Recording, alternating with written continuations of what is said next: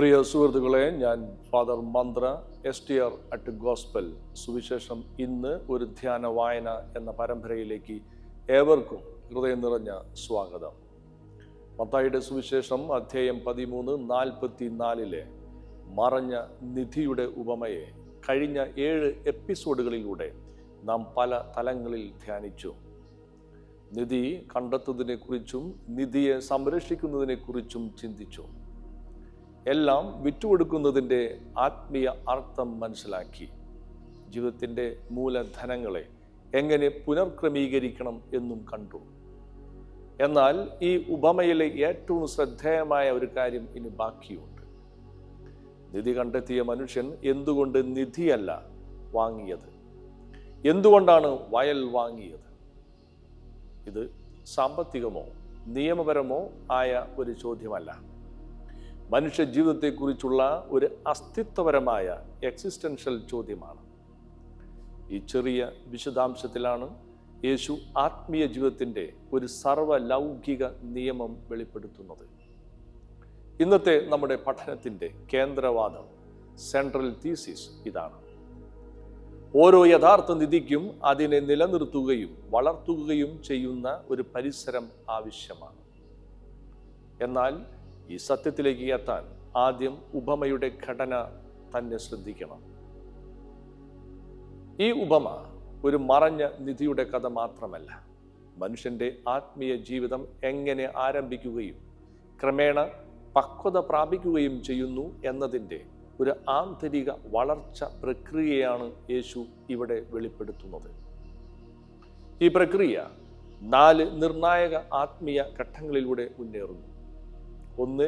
നിധി കണ്ടെത്തി. 2. മറച്ചു വെച്ചു. 3. എല്ലാം വിറ്റു. 4. വയൽ വാങ്ങി. ഇവ 4 വ്യത്യസ്ത സംഭവങ്ങളല്ല, ഒന്നിൽ നിന്ന് മറ്റൊന്നിലേക്ക് വളരുന്ന ഒരു ആത്മീയ യാത്രയാണ്. കണ്ടെത്തൽ ആത്മീയ ഉണർവാണ്. മറച്ചുവെക്കൽ ആ അനുഭവത്തെ സൂക്ഷിക്കുന്ന ഘട്ടമാണ്. എല്ലാം വിറ്റുകൊടുക്കൽ ജീവിതത്തിൻ്റെ മുൻഗണനകൾ മാറുന്ന നിമിഷമാണ്. വയൽ വാങ്ങൽ ആ നിധിയെ വളർത്തുന്ന ഒരു പുതിയ ജീവിത രീതി സ്വീകരിക്കുന്ന തീരുമാനമാണ്. അങ്ങനെ നോക്കുമ്പോൾ ഒരു കാര്യം വ്യക്തമാണ്: നിധി കണ്ടെത്തുന്നത് യാത്രയുടെ അവസാനമല്ല, അത് തുടക്കമാണ്. ഉപമയുടെ അവസാനത്തിൽ യേശു പറയുന്നത് അവൻ നിധി വാങ്ങി എന്നല്ല, അവൻ വയൽ വാങ്ങി എന്നതാണ്. എന്തുകൊണ്ടാണ് അങ്ങനെ പറഞ്ഞത്? എന്തുകൊണ്ട് വയൽ? നിധി ഒരിക്കലും ഒറ്റയ്ക്ക് നിലനിൽക്കുന്നില്ല. ഒരു വിത്ത് വളരാൻ മണ്ണും വെള്ളവും വെളിച്ചവും ആവശ്യമാണ്. ഓരോ ജീവിക്കും നിലനിൽക്കാനും വളരാനും അനുയോജ്യമായ ഒരു ആവാസ വ്യവസ്ഥ ആവശ്യമാണ്. അതുപോലെ ആത്മീയ ജീവിതത്തിലും ഒരു അനുഭവം മാത്രം മതിയാവുന്നില്ല. ആ അനുഭവത്തെ പോഷിപ്പിക്കുന്ന ഒരു ജീവിത പരിസരം ആവശ്യമാണ്. അതിനാലാണ് യേശു നിധിയേക്കാൾ വയലിന് പ്രാധാന്യം നൽകുന്നത്. ഇത് ആത്മീയ ജീവിതത്തിൻ്റെ മാത്രം നിയമമല്ല, മനുഷ്യ ജീവിതത്തിൻ്റെ പൊതു നിയമമാണ്. അതുകൊണ്ട് ഇനി നമുക്ക് ആ നിയമം തന്നെ നോക്കാം. മനഃശാസ്ത്രവും സാമൂഹ്യശാസ്ത്രവും ഒരേ സത്യം പറയുന്നു: മനുഷ്യനെ രൂപപ്പെടുത്തുന്നത് തീരുമാനങ്ങൾ മാത്രമല്ല, അവൻ ജീവിക്കുന്ന പരിസരവും അത്രത്തോളം പ്രധാനമാണ്. അവൻ്റെ ശീലങ്ങൾ, ദൈനംദിന ജീവിതക്രമം, സൗഹൃദങ്ങൾ, സമയം ഉപയോഗിക്കുന്ന രീതി, സംസ്കാരം, ഇവയെല്ലാം ചേർന്നാണ് ഒരു വ്യക്തിയുടെ ജീവിതം രൂപപ്പെടുത്തുന്നത്. ആത്മീയ ജീവിതവും ഇതേ നിയമത്തിന് വിധേയമാണ്. അതുകൊണ്ടാണ് യേശു പറയുന്നത് വയൽ വെറും ഒരു സ്ഥലമല്ല, ഭൂമിയുമല്ല, അതൊരു ആത്മീയ പരിസരമാണ്. ജീവിതത്തെ ദൈവത്തിലേക്ക് വളർത്തുന്ന ഒരു ആത്മീയ പരിസരമാണ് സ്പിരിച്വൽ ഇക്കോളജി. ഇക്കോളജി എന്നത് ജീവികളും അവ ജീവിക്കുന്ന പരിസരവും തമ്മിലുള്ള പരസ്പര ബന്ധത്തെയാണ് സൂചിപ്പിക്കുന്നത്. ഒരു വൃക്ഷം ഒറ്റയ്ക്കല്ല വളരുന്നത്. മണ്ണ്, വെള്ളം, വായു, സൂര്യപ്രകാശം, സൂക്ഷ്മജീവികൾ, മറ്റ് സസ്യങ്ങൾ, ഇവയെല്ലാം ചേർന്നാണ് അതിൻ്റെ വളർച്ച സാധ്യമാക്കുന്നത്. ഈ പരസ്പരാശ്രിതമായ ജീവ വ്യവസ്ഥയെയാണ് ഇക്കോസിസ്റ്റം എന്ന് പറയുന്നത്. അതുപോലെ തന്നെ ആത്മീയ ജീവിതവും ഒറ്റപ്പെട്ട അനുഭവങ്ങളുടെ ഒരു കൂട്ടമല്ല, അത് ഒരു സ്പിരിച്വൽ ഇക്കോളജി ആണ്, ഒരു ആത്മീയ ജീവ വ്യവസ്ഥ. ഒരു ചിന്ത മാത്രം ആത്മീയതയെ വളർത്തുന്നില്ല. ഒരു പ്രാർത്ഥന മാത്രം മതിയാകുന്നില്ല. ഒരു നല്ല തീരുമാനം മാത്രം പോരാ. പ്രാർത്ഥന, വചനചിന്ത, നിശബ്ദത, സത്യാന്വേഷണം, നല്ല ബന്ധങ്ങൾ, നല്ല ശീലങ്ങൾ, ദൈനംദിന ജീവിത ക്രമം, സേവനം, ആത്മപരിശോധന, ഇവ പരസ്പരം ബന്ധപ്പെട്ട് പ്രവർത്തിക്കുമ്പോഴാണ് ആത്മീയ ജീവിതം സ്വാഭാവികമായി വളരുന്നത്. അപ്പോഴാണ് ദൈവരാജ്യം വളരുന്ന ഒരു ആത്മീയ ആവാസ വ്യവസ്ഥ, ഹാബിറ്റാറ്റ് രൂപപ്പെടുന്നത്. എന്നാൽ ഇന്നത്തെ മനുഷ്യന്റെ വലിയ പ്രതിസന്ധി ഈ പരിസരം നഷ്ടപ്പെടുന്നതാണ്. ജീവിതം പല ഭാഗങ്ങളായി തെറിപ്പോകുന്നു. ആധുനിക ജീവിതത്തിൻ്റെ വലിയ പ്രശ്നങ്ങളിലൊന്ന് ചിതറലാണ്, ഫ്രാഗ്മെന്റേഷൻ. ജോലി ഒരു ഭാഗം, കുടുംബം മറ്റൊരു ഭാഗം, വിശ്വാസം മറ്റൊരു ഭാഗം, പ്രാർത്ഥന മറ്റൊരു സമയം. ജീവിതം പല കഷ്ണങ്ങളായി മാറുന്നു. പക്ഷേ ദൈവരാജ്യം ജീവിതത്തിൻ്റെ ഒരു ഭാഗം മാത്രമല്ല, ജീവിതത്തെ മുഴുവൻ ഒന്നിപ്പിക്കുന്ന കേന്ദ്രമാണ്.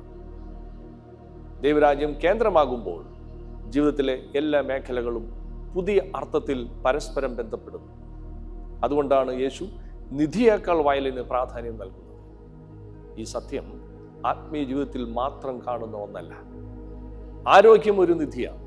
അതിന് ഉറക്കവും നല്ല ആഹാരവും വ്യായാമവും എന്ന വയൽ വേണം. അറിവൊരു നിധിയാണ്. അതിന് പഠനവും ചിന്തയും എന്ന വയൽ വേണം. സൗഹൃദം ഒരു നിധിയാണ്. അതിന് വിശ്വാസവും സമയവും എന്ന വയൽ വേണം. കുടുംബം ഒരു നിധിയാണ്. അതിന് സ്നേഹവും സംഭാഷണവും എന്ന വയൽ വേണം. ദൈവാനുഭവം ഒരു നിധിയാണ്. അതിന് പ്രാർത്ഥനയും ധ്യാനവും നിശബ്ദതയും വിശ്വസ്തതയും എന്ന വയൽ വേണം. നിധി വിലപ്പെട്ടതാണ്, പക്ഷേ അതിനെ നിലനിർത്തുന്നത് വയലാണ്. ഇവിടെയാണ് ഉപമ ഓരോരുത്തരുടെയും ജീവിതത്തിലേക്ക് കടന്നു വരുന്നത്. സ്നേഹമുള്ളവരെ, ഈ ഉപമ ഇന്ന് നമ്മോടൊരു ചോദ്യം ചോദിക്കുന്നു. ഞാൻ നിധി കണ്ടെത്തിയിട്ടുണ്ടോ എന്നതല്ല പ്രധാന ചോദ്യം. ആ നിധി വളരാൻ കഴിയുന്ന ഒരു ജീവിത പരിസരം ഞാൻ സൃഷ്ടിച്ചിട്ടുണ്ടോ? എൻ്റെ സമയം, എൻ്റെ ബന്ധങ്ങൾ, എൻ്റെ ശീലങ്ങൾ, എൻ്റെ തീരുമാനങ്ങൾ, എൻ്റെ ജീവിത രീതി, ഇവ ദൈവരാജ്യത്തിന് അനുയോജ്യമായ ഒരു വയലാണോ? പ്രിയ സുഹൃത്തുക്കളെ, ഇപ്പോൾ നാം തുടക്കത്തിലെ ചോദ്യത്തിലേക്ക് വീണ്ടും മടങ്ങി വരാം. നിധി കണ്ടെത്തിയ മനുഷ്യൻ എന്തുകൊണ്ട് നിധിയല്ല വാങ്ങിയത്? കാരണം നിധി ഒരു കണ്ടെത്തലാണ്. വയൽ ആ കണ്ടെത്തലിനെ ജീവിച്ചു നിർത്തുന്ന ജീവിതമാണ്. അതുകൊണ്ടാണ് യേശു ഉപമ അവസാനിപ്പിക്കുന്നത് നിധിയിലല്ല, വയലിലാണ്. മത്തായിയുടെ സുവിശേഷം അധ്യായം 13:44 നമ്മെ പഠിപ്പിക്കുന്ന വലിയ സത്യം ഇതാണ്. ജീവിതത്തിലെ എല്ലാ യഥാർത്ഥ നിധികൾക്കും ഒരു വയലുണ്ട്. ആരോഗ്യമാകട്ടെ, അറിവാകട്ടെ, ബന്ധങ്ങളാകട്ടെ, ദൈവാനുഭവമാകട്ടെ, ഓരോ നിധിക്കും അതിനെ സംരക്ഷിക്കുകയും വളർത്തുകയും ചെയ്യുന്ന ഒരു ജീവിത പരിസരം ആവശ്യമാണ്. ആ പരിസരം തിരഞ്ഞെടുക്കുകയും അതിൽ ജീവിക്കുകയും ചെയ്യുന്നതാണ് ആത്മീയ പക്വത. ഈ 8 എപ്പിസോഡുകളിലൂടെ നാം മറഞ്ഞ നിധിയുടെ ഉപമയെ വിവിധ തലങ്ങളിൽ ധ്യാനിച്ചു. എന്നാൽ നമ്മുടെ യാത്ര ഇവിടെ അവസാനിക്കുന്നില്ല. ഇനി യേശു നമ്മെ മറ്റൊരു ചെറിയ ഉപമയിലേക്ക് നയിക്കുന്നു. മത്തായിയുടെ സുവിശേഷം അധ്യായം 13:45 മുതൽ 46 വരെ. അവിടെ വയലിൽ ജോലി ചെയ്യുന്ന ഒരാളെയല്ല നാം കാണുന്നത്. വിലയേറിയ മുത്തുകൾ അന്വേഷിച്ചുകൊണ്ടിരിക്കുന്ന ഒരു വ്യാപാരിയെയാണ് കാണുന്നത്. ആ പുതിയ അന്വേഷണത്തിലേക്ക് അടുത്ത എപ്പിസോഡിൽ നമുക്ക് ഒരുമിച്ച് പ്രവേശിക്കാം. നന്ദി.